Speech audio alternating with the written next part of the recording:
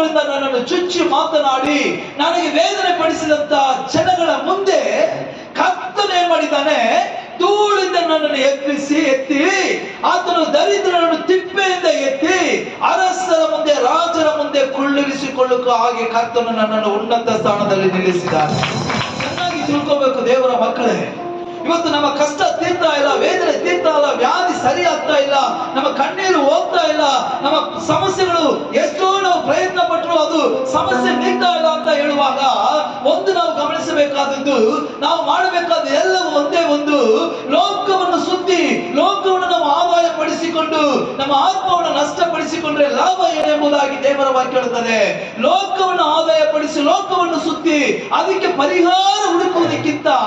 ಮೊಣಕಾಲೂರಿ ಕರ್ತನ ಸಮ್ಮುಖದಲ್ಲಿ ದೇವರೇ ನನಗೆ ಪರಿಹಾರ ಕೊಡು, ದೇವರೇ ನನಗೆ ಬಿಡುಗಡೆ ಕೊಡು, ದೇವರೇ ನನಗೆ ನನ್ನ ಸಾಲವನ್ನು ತೀರಿಸು, ದೇವರೇ ನನ್ನ ಕುಟುಂಬದ ಕಷ್ಟವನ್ನು ನೀಗಿಸಿ ಎಂಬುದಾಗಿ ನಮ್ಮ ಮೊಣಕಾಲುಗಳು ದೇವರ ಸಮ್ಮುಖದಲ್ಲಿ ಮೊಳಗುವಾಗ